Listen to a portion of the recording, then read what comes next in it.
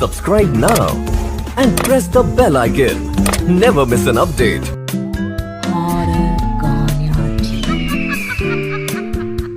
खून की प्यास पार्ट 2। और उसके बाद वो जंगल एक बार फिर से सुमन की चीखों से गूंज उठा। लेकिन आज की रात सुमन की चीखों को सुनने वाला वहां पर कोई भी नहीं था। अगर वहां पर कोई मौजूद था तो बस हरिया, जो कि अब एक भेड़िए में बदल चुका था। सुमन के बालों को पकड़कर घसीटते हुए वो जंगल के बीचों बीच एक जगह पर ले जा रहा था। अगली सुबह गांव में, अरे भाई, पता नहीं क्या बात है, अपने गांव का हरिया किसान और उसकी पत्नी सुमन दोनों गायब हैं। दोनों का कोई अता पता नहीं। अरे कैसी बातें कर रहे हो भाई, ये कब हुआ? अरे पूरे गांव में खबर फैली पड़ी है। कल रात को दोनों खेत की तरफ जा रहे थे, लेकिन लौट कर आए ही नहीं। तो हो सकता है अपने खेत पर होंगे। पूरा गांव ढूंढ कर आया है भाई। जानते हो क्या मिला वहाँ पर? क्या हुआ भाई? क्या मिला? बताओ हमें, क्या मिला? अरे हरिया की पत्नी सुमन के कपड़े पड़े हुए थे। शरीर का एक एक कपड़ा फटा हुआ झोपड़ी के बाहर पड़ा था, लेकिन दोनों पति पत्नी का कोई पता ठिकाना नहीं था। अरे भाई, लेकिन उसका जो दोस्त है ना, रामू किसान, उससे पता करके आते हैं ना। अब तक तो दोनों साथ ही खेत पर जाया करते थे। हाँ, हमें उसके घर जाना चाहिए भाई। चलो वहाँ चलते हैं, चलो। वो सारे लोग रामू के घर पर पहुँचते हैं। रामू अपने घर के बाहर बैठकर हुक्का पी रहा था। आज सारे के सारे लोग टोली बनाकर मेरे घर क्यों आ रहे हैं? क्या कोई मर गया क्या भाई? अरे कैसी बातें कर रहे हो? तुम्हारा सबसे अच्छा दोस्त हरिया और उसकी पत्नी गायब है, और तुम यहाँ बैठकर हुक्का पिए जा रहे हो, हैं? रामू ने अजीब सी नजरों से उन सब गांव वालों की तरफ देखा, जिसकी वजह से वो लोग एक बार के लिए डर गए। गायब है?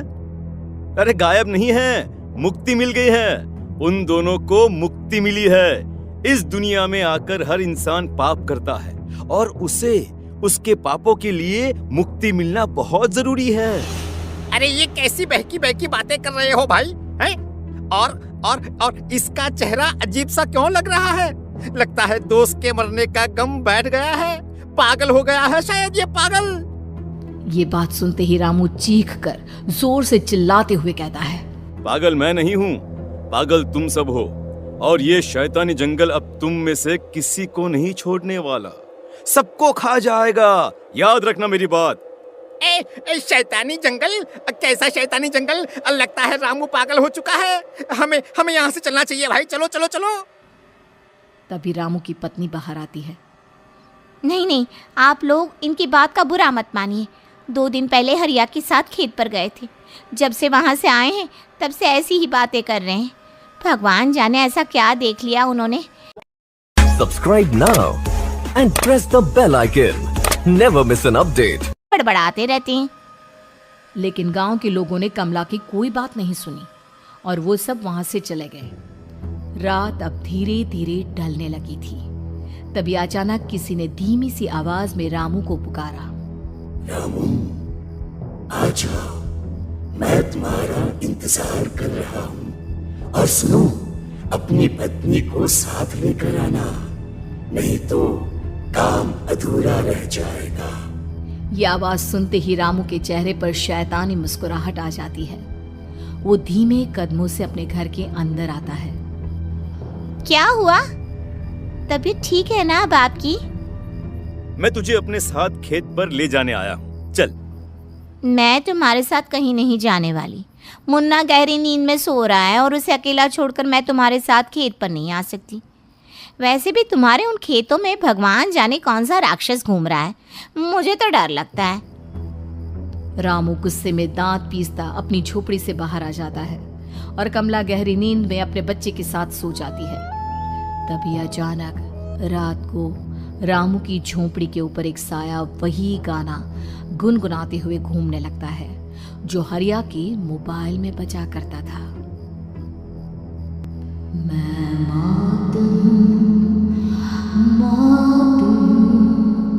मौत जो पसरी है चारों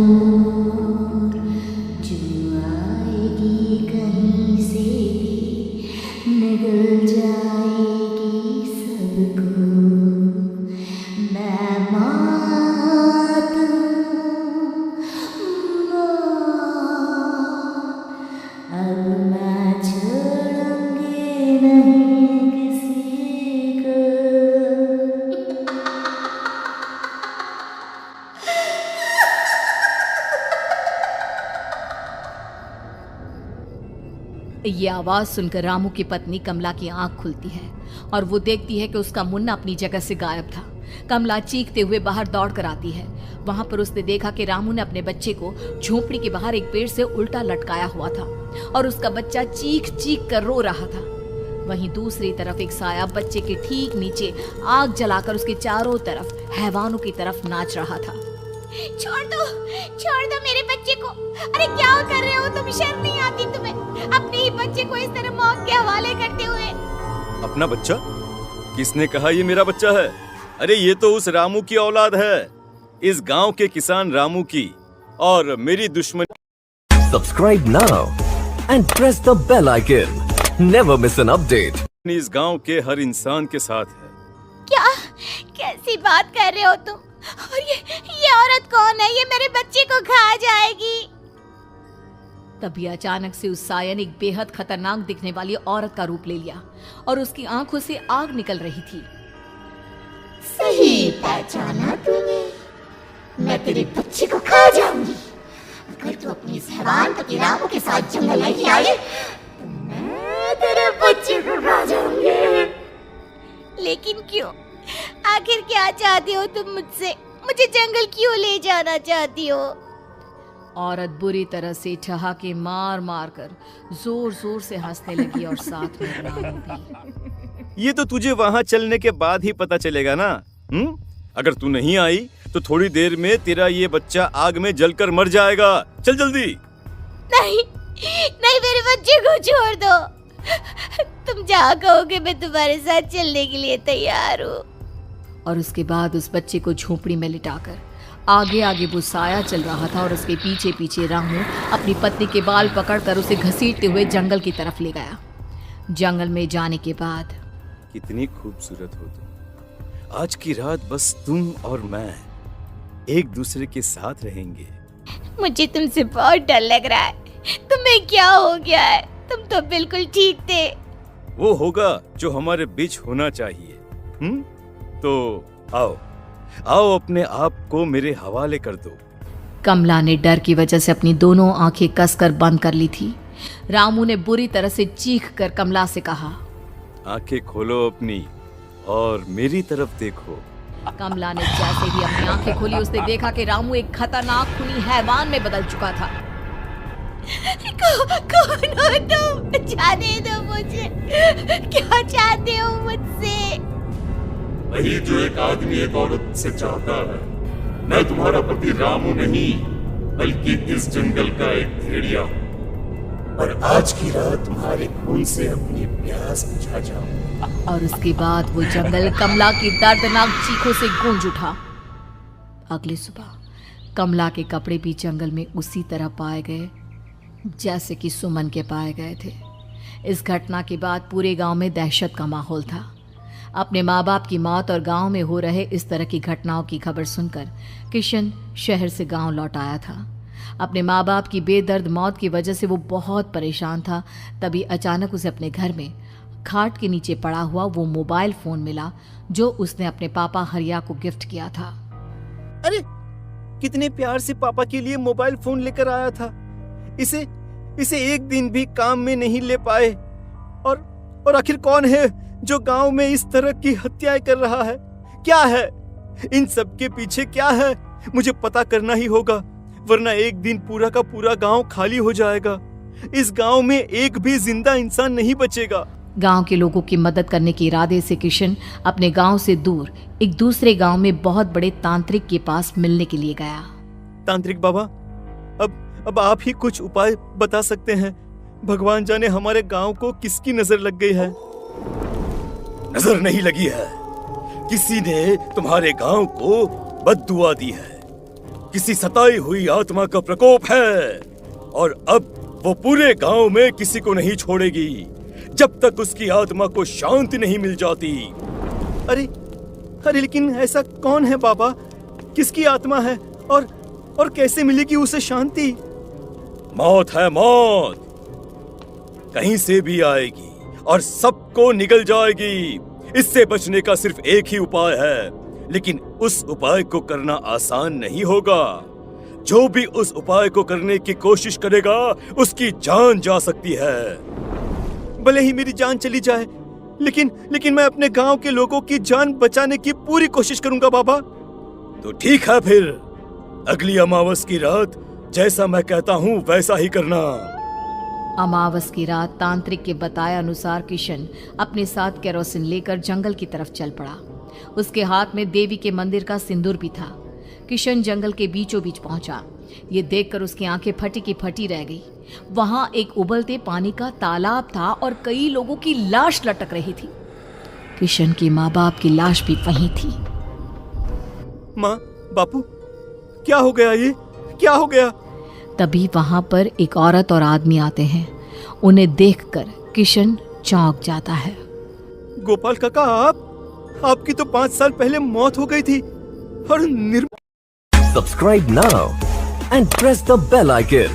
Never miss an update. Nirmala काकी, आप मौत तो हो गई थी, लेकिन तुम ये नहीं जानते कि हमारी मौत कैसे हुई थी। क्या कहना चाहते हैं आप? कुछ नहीं, बस ये जान लो कि अब इस गांव में कोई जिंदा नहीं बचेगा। लेकिन क्यों काकी? क्योंकि 5 साल पहले इन गांव वालों ने मुझे डायन बताकर पत्थर मार मार के मार डाला। मेरी कोई गलती नहीं थी। गांव का एक बच्चा क्या लापता हुआ, सारा इल्जाम मेरी पत्नी पे डाल दिया। और जब मैंने निर्मला की जान बचाने की कोशिश की तो मुझे भी मार डाला। आपके साथ ये बहुत गलत हुआ काकी, लेकिन आप जो कर रहे हैं वो भी सही नहीं है ना? तुम यहाँ से चले जाओ वरना तुम भी नहीं बचोगे। हमारी आत्मा पिछले 5 साल से मुक्ति के लिए भटक रही है। चले जाओ यहाँ से। मौका देखकर किशन सिंदूर उन दोनों के ऊपर डाल देता है। उनका शरीर जलने लगता है और वो भयानक तरीके से चिल्लाने लगते हैं। अगले ही पल किशन उनके ऊपर केरोसिन डाल देता है और वो दोनों जल जाते हैं। किशन अपने माँ बाप और दूसरी लाशों का अंतिम संस्कार करवाता है और अपने घर लौट आता है। लेकिन वो अभी भी इस बात से अनजान है कि मोबाइल अभी भी बज रहा था। मैं मौत हूँ, मौत हूँ।